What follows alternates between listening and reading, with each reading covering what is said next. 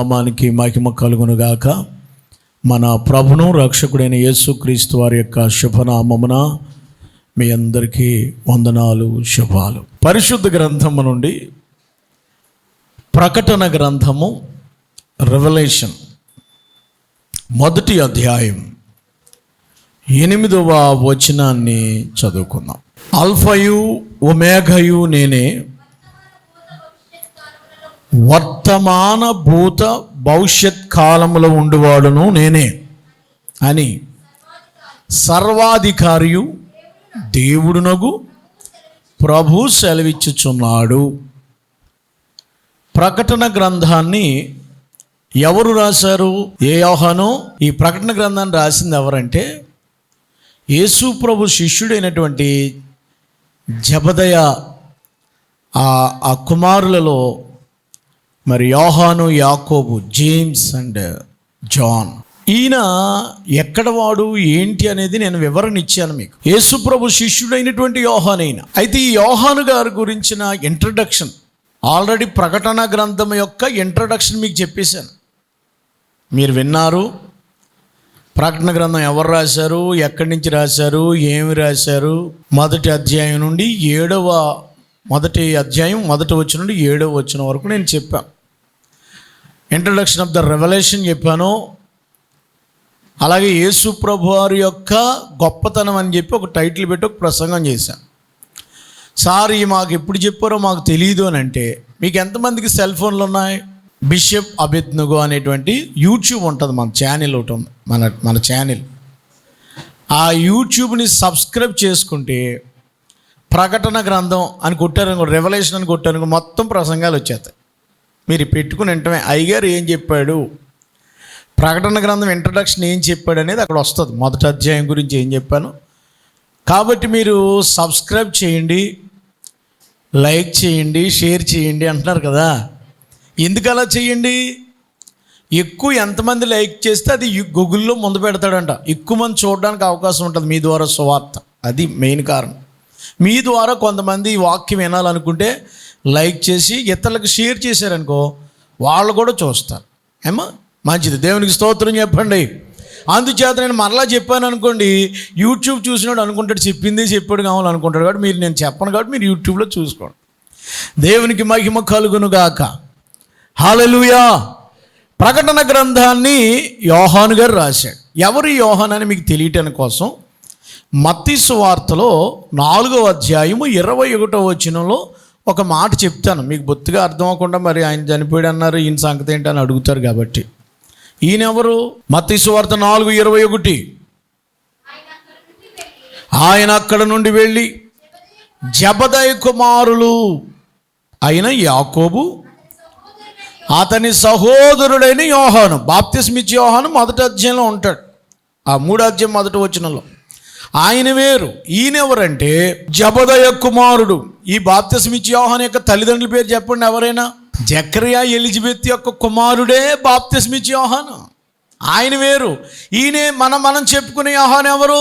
Confuse అయిపోతున్నారని చెప్తున్నాను, వాళ్ళ తల్లిదండ్రుల పేర్లు చెప్తున్నాను. మనవాళ్ళ తల్లిదండ్రుల పేరు ఏం పేర్లు? జబదయ కుమారులు వీళ్ళు. జబదయ కుమారుడైన యాకోబు, అతని సహోదరుడైన యోహాను. మరి జబదయ వాళ్ళ తండ్రి పేరు జబదయ. జబదయ ధోనిలో ఈయనని ఎప్పుడు పిలిచాడు దేవుడు? వలలు కడుక్కుంటున్నాడంట. అమ్మ, వలలు పిగిలిపోయినాయి, చిరిగిపోయినాయి, వలల్ని బాగు చేసుకుంటున్నాడంట. పేతురు గారిని ఎప్పుడు పిలిచాడు? పిలిచిన దాన్ని బట్టి, పిలుపును బట్టి అతని పరిచర్య ఉంటుంది. పేతురు గారిని ఎప్పుడు పిలిచాడమ్మా? ఏమంటే పేతురు గారిని వలేసేటప్పుడు పిలిచాడు. ఎందుకని? సంఘాన్ని స్థాపించడానికి. వలేసేవాడు ఏం పడతాడు సార్? అంతే కదండి, చేపలు పడ్డాను కదా. ఆయన అక్కడ చేపలు పడ్డానికి వలేసాడు, అందుకే పని వస్తాడని పిలిచి ఇప్పుడు నువ్వు మనుషులను పట్టరా అన్నాడు. అంతే. ఒక్క ప్రసంగానికి 3,000 మంది బాప్తిసం పొందారు. మళ్ళీ చరిత్రలో ఎక్కడ కనపడదు మనకి. 3,000 మంది ఒక్క ప్రసంగానికి 5,000 మంది అలా ఉండేది ఆయన పరిచర్య. అలా నిలబడితే చాలు బాప్తిసాలే మారు మనసు పొందేసేవారు అన్నమాట. అది సంఘాన్ని స్థాపించడానికి, మనుషులు పట్టడానికి. జబదయి గారు ఏంటి? జబదయి కుమారుడైన యోహాను గారిని ఎప్పుడు పిలిచాడు? వలలు బాగు చేసుకుంటున్నప్పుడు. వలలు బాగు చేసుకుంటారు కదా, చిరిగిపోయినాయి, కుట్లు వేసుకుని ఇలా కుట్టుకుని అలా కుట్టుకుని పిగిలిపోతాయి కదా, పిగిలిపోని అంటారు కదా, చేపలకి పిగిలిపోతూ ఉంటాయి. టెంట్లో చిరిగిపోయినాయి కొన్ని కుట్టాలి, లేదా క్రిస్మస్కి ఇంకా మొత్తం చిరిగిపోయి కనుక కుట్టుకుంటున్నారు, బాగు చేసుకుంటున్నాడు. ఎందుకు అలా పిలిచాడంటే అందరూ శిష్యులందరూ చచ్చిపోయాక యోహాను గారు ఒక్కడే సంఘానికి జారిపోయిన వాళ్ళని, సంఘాన్ని బాగు చేయడానికి యోహాను గారిని పిలిచాడు. అందుకు ఆయన ఎన్ని పుస్తకాలు రాశాడమ్మా?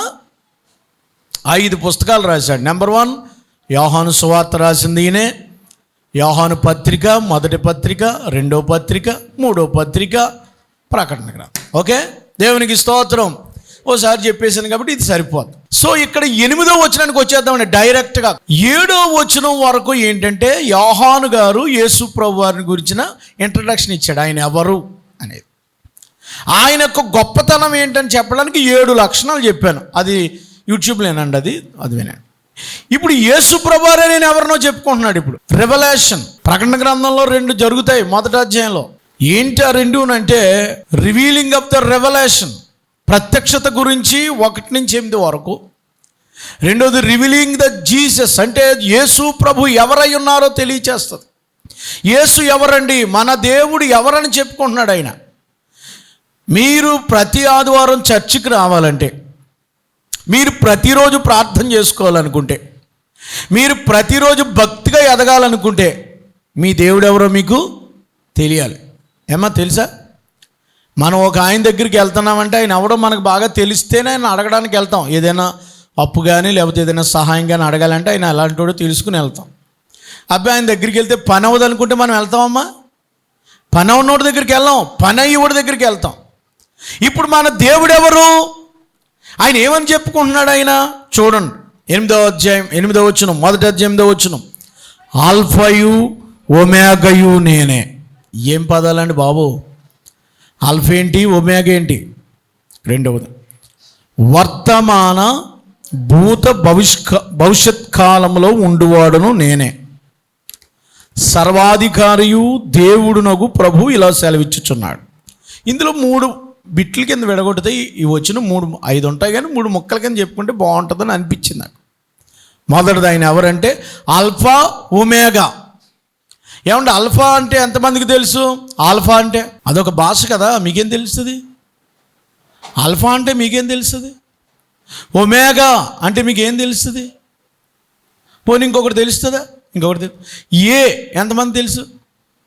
ఏ అంటే తెలుసమ్మా? ఇంగ్లీష్లో మొదటి అక్షరం అని తెలుసా? జెడ్ అంటే తెలుసా? ఏ అంటే ఇలా ఉంటుందండి, జెడ్ ఏమో ఇలా ఉంటుంది. జెడ్ అంటే తెలుసా? పోనీ మీకు ఇంకొక ఇది అంత గొడవ ఎందుకు? ఏ టు జెడ్ అంటారు కదా, ఏంటిదమ్మా? ఏ టు జెడ్ అంతా తెలిసినట్టుగా, ఏ టు జెడ్ అంతా తెలిసిన ఏంటి? ఏ టు జెడ్, ఏ అంటే మొదటి అక్షరం, జెడ్ అంటే ఆఖరి అక్షరం. ఇంగ్లీష్లో 26 అక్షరాలే ఉంటాయి. మీ దగ్గర ఎన్ని పుస్తకాలు ఉన్నాయనుకోండి, ఇంగ్లీష్ పుస్తకాలు, ఎన్ని వేల పుస్తకాలైనా ఏ టు జెడ్ వరకే ఉంటాయి, ఆ అక్షరాలే ఉంటాయి. ఇంకొత్త ఏమైనా వస్తాయా? రావు. తెలుగు అక్షరాలు ఎన్ని? తెలుగుకి ఎన్ని అక్షరాలు తెలుసా? 56 అక్షరాలండి. అందుకనే తెలుగు ఎవరు నేర్చుకోడు, 56 అక్షరాలు నేర్చుకోవాలి.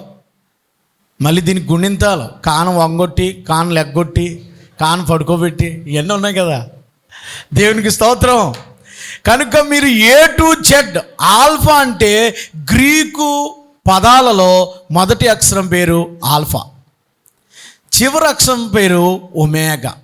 గ్రీకు పదాలలో ఫస్ట్ నుంచి లాస్ట్ వరకు ఆల్ఫా నేనే, ఒమేగా నేనంటే ఏ టు జెడ్ నేనే అని యేసుప్రభు చెప్తున్నాడు. దేవునికి స్తోత్రం. అంటే ఈ భూలోకంలో ఏ దగ్గర నుంచి మొదలెడితే జెడ్ వరకు ఎవరు చెప్పండి?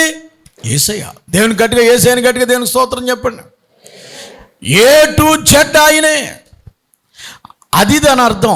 ఆల్ఫా ఒమేగా అంటే గ్రీకు పదాలలో మొదటి అక్షరం పేరు ఆల్ఫా, రెండో అక్షరం పేరు ఒమేగా. మనం పాట కూడా పాడతాం, ఆల్ఫా ఒమేగా స్తోత్రం, ఆది సంభూతుడా స్తోత్రం, అగ్ని జ్వాలల వంటి కన్నుల గలవాడా నాతుడా స్తోత్రం, హల్లెలూయా, హల్లెలూయా, హల్లెలూయా. ఇప్పుడు చెప్పండి, యేసుప్రభువారు ఎవరు చెప్పండి? ఆల్ఫా ఒమేగా అంటే అర్థం ఏంటమ్మా? ఆదియు ఆయనే, అంతము ఆయనే. అదనమాట. ఆదియు ఆయనే, అంతము ఆయనే. దాని అర్థం అది. ఆల్ఫా ఒమేగా అంటే మొదట నేనే, మొదటివాడును, కడపటివాడును. I am the beginning, I am the ending. Beginning ఆయనే, ఎండింగు ఆయనే. మొదల్ తుదల్, మొదలు ఆయనే, తుదలు ఆయనే, చివరికి వరకు ఆయనే.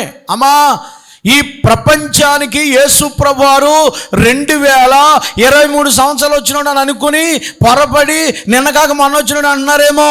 కాదు కాదు. చాలామందికి ఎంతవరకు అర్థమైంది, చాలామందికి విషయాలు తెలియడం లేదు.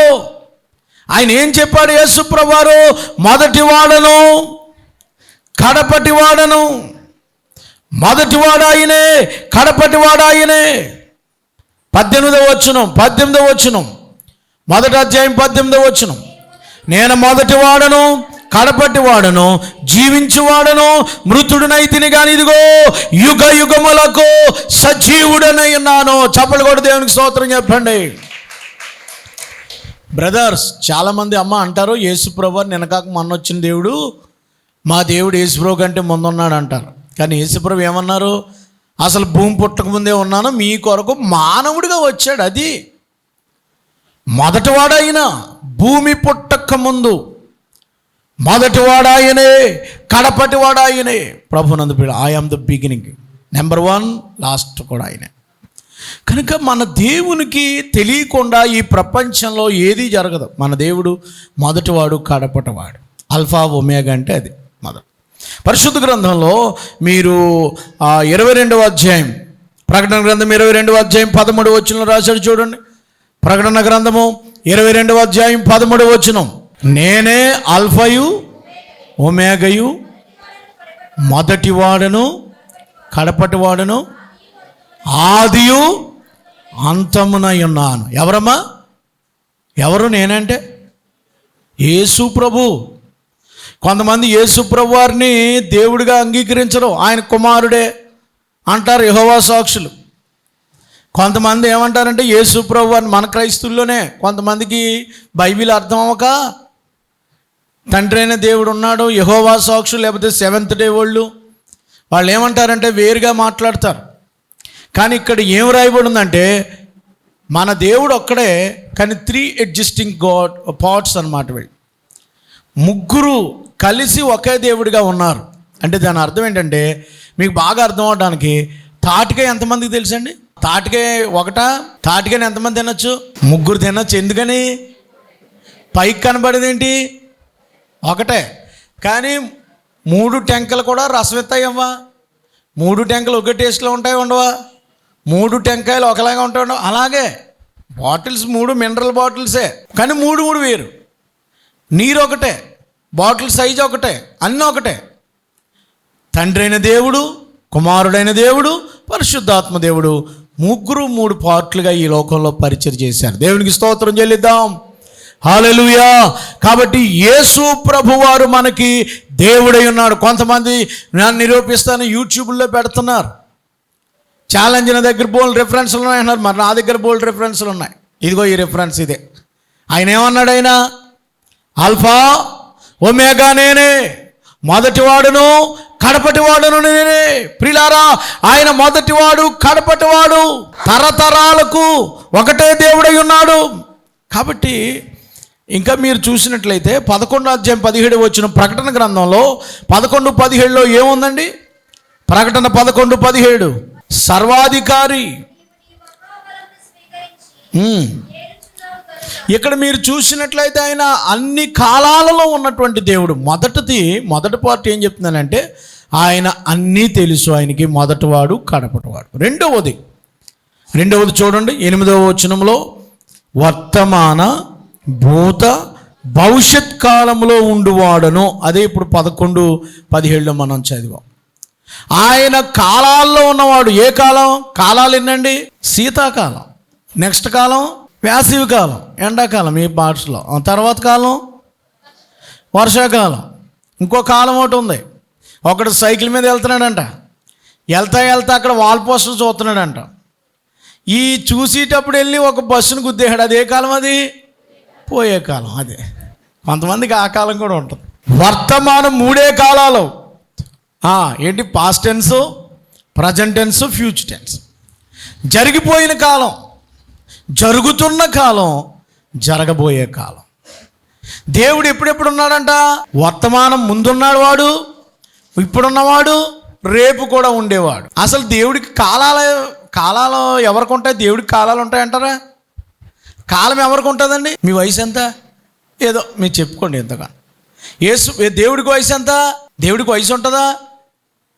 అది కాలాన్ని బట్టి వయసు వచ్చింది. అందుకని దేవుడికి కాలాలు లేవు. అందుకే మన వాళ్ళు పాడారు, అన్ని కాలంబుల ఉన్న యెహోవా నిన్నెన్న తరంబో కన్న తండ్రి. ఎన్ని కాలాల్లో? అన్ని కాలాల్లో, వర్తమాన భూత భవిష్యత్ కాలాల్లో ఉండే దేవుడు యేసు ప్రభు. దేవునికి స్తోత్రం. తరతరాలలో, యుగ యుగాలలో, అందరూ పాడాలి, జగ జగాలలో దేవుడు యేసే మన దేవుడు.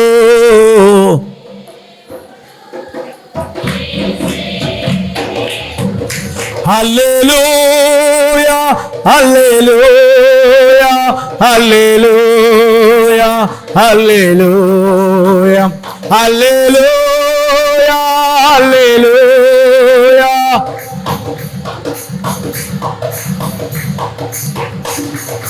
భూమిని పుట్టింపక మునుపు, ఈ లోకపు పునాది లేనప్పుడు, ఈ భూమిని పుట్టింపక మునుపు, ఈ లోకపు పునాది, ఓ దేవుడు దేవుడు యేసే దేవుడు మన దేవుడు, యేసే దేవుడు. తరతరాలలో, యుగ యుగాలలో, జగ జగాలలో దేవుడు.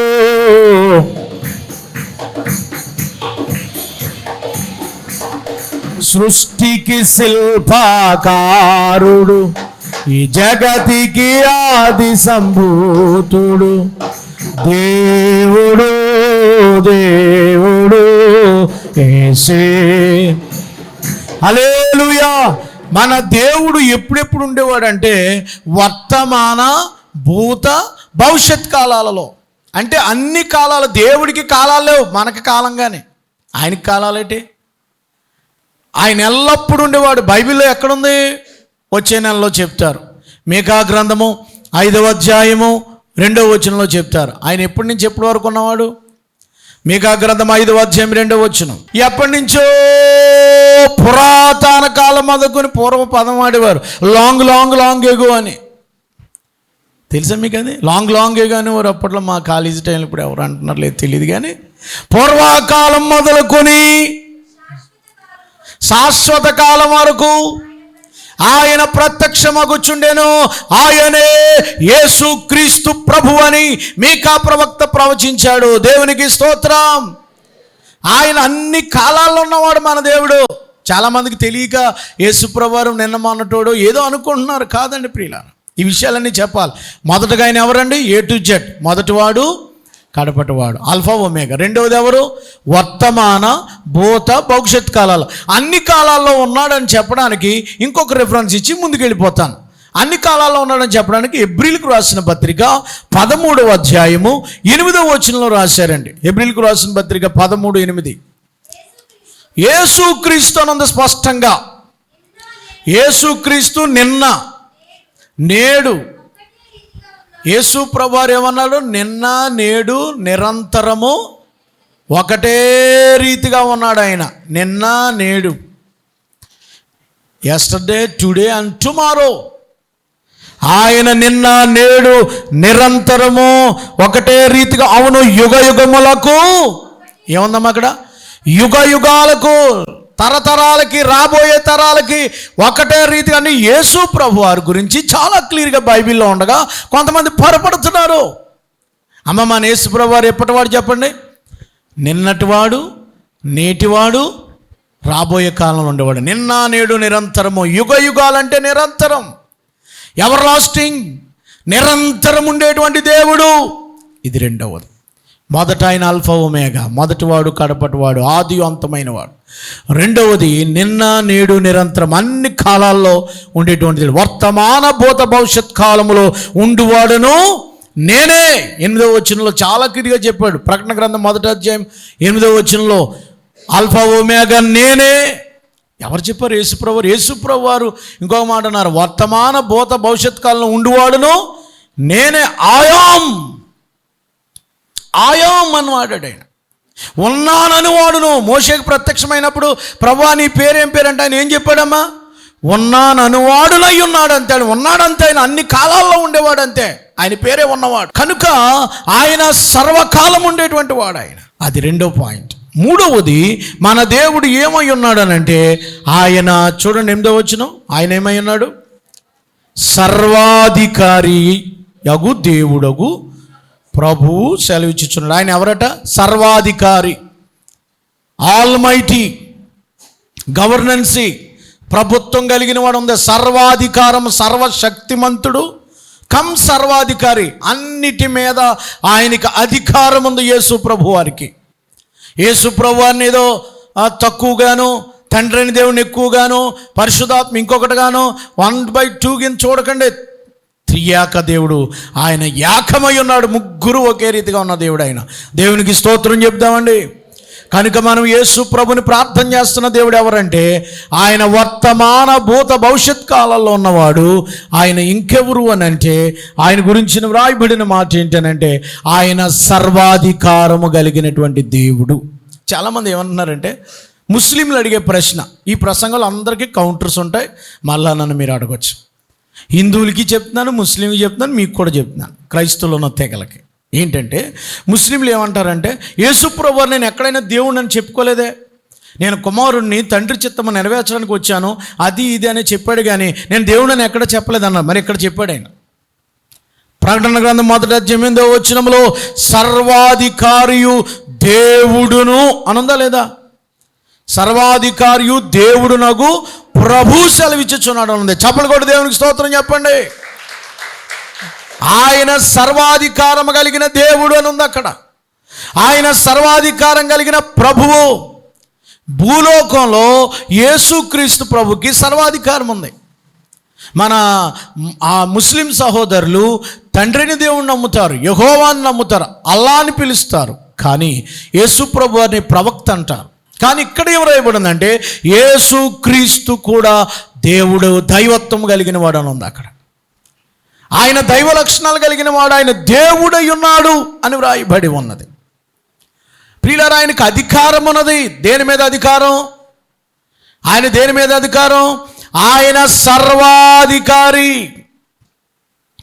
ఈ ప్రపంచంలో ఆయనకు అన్నిటి మీద అధికారం ఉంది. చూడండి, నేను మచ్చుకు కొన్ని వచనాలు మీకు ఇస్తాను. కొలసీలకు రాసిన పత్రిక 1వ అధ్యాయం 15వ వచనంలో ఆయన, కొలసీలకు రాసిన పత్రిక 1వ అధ్యాయం 15వ వచనంలో యేసుప్రభు వారు ఎవరో చెప్పబడింది. ఆయన అదృశ్య దేవుని స్వరూపే, సర్వ సృష్టికి ఆది సంభూతుడైన. ఎలాగైనగా ఆకాశమందున్నవియు భూమి యందున్నవియు దృశ్యమైనవి కానీ అదృశ్యమైనవి కానీ అవి సింహాసనములైనను ప్రభుత్వములైనను ప్రధానులైనను అధికారములైనను సర్వమును ఆయనందు సృజించబడెను. సర్వమును ఆయన ద్వారా ఆయనను బట్టే సృజింపబడెను. ఆయన అన్నిటికీ ముందున్నవాడు, ఆయన సమస్తానికి ఆధారభూతుడు. ఆయనకు అన్నీ ఆయన మూలంగానే. కలిగి ఉన్నది ఏదో ఆయన లేకుండా లేదు. సమస్తము ఆయనకు అధికారం అనుగ్రహించాడు భూలోకంలో. దేవునికి స్తోత్రం. యేసయ్య అధికారం కలిగిన దేవుడు. ఎలాంటి అధికారం అని చెప్తాను రెండు మూడు. ఆయన ఎలాంటి అధికారం గలవాడంటే, మొట్టమొదటగా మత్తయి సువార్త 9వ అధ్యాయం 6వ వచనం. మత్తయి సువార్త 9వ అధ్యాయం 6వ వచనంలో యేసుక్రీస్తుకున్న అధికారం ఏంటండి?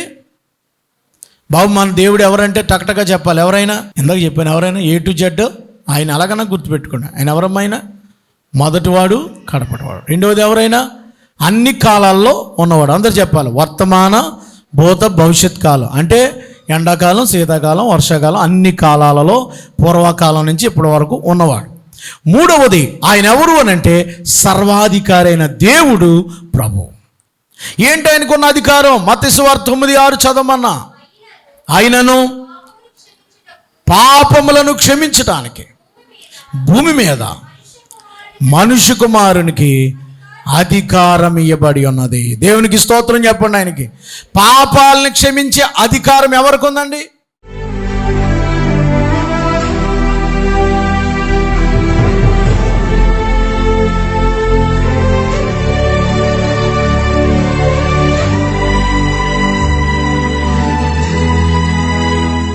మహాపరిశుద్ధుడు అయిన మా తండ్రి, ఎత్తబడిన వాక్యం ప్రతి హృదయాలు ఫలింప చేయండి. ఆల్ఫా ఒమేగా నేనే, ఆది అంతము నేనే, మొదటి వాడిని కడపటి వాడిని నేనే అని చెప్పిన దేవానికి స్తోత్రాలు. వర్తమాన, భూత, భవిష్యత్ కాలంలో ఉన్న దేవానికి స్తోత్రాలు. సర్వాధికారం కలిగిన దేవునికి స్తోత్రాలు. శ్రమలలో మాతో ఉన్న దేవా, యోహాను గారికి అనేక శ్రమలు వచ్చినా కూడా ఆయన్ని నిలబెట్టుకుని ఆయన మీరు వాడుకున్నందుకే వందనాలు.